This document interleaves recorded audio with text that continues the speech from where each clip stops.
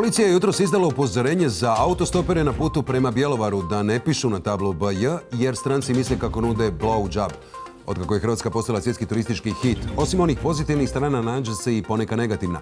Jedna od njih je i situacija u kojoj upadaju autostoperi prema Bjelovaru koji stoje uz cestu s kriptičnim BJ natpisom na kartonu.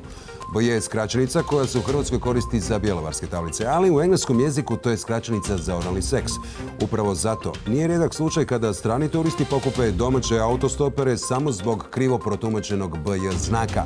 Policija stoga apelira na sve koji su se autostopom zaputili prema središtu Bjelovarsko-bilogorske županije, neka napišu čitavo ime grada, a ne samo BJ, jer tako će izbjeći situacije kada im se zaustavljaju neobično raspoloženi stranci koji misle da je Hrvatska i oralni seks uvrstila u turističku ponudu.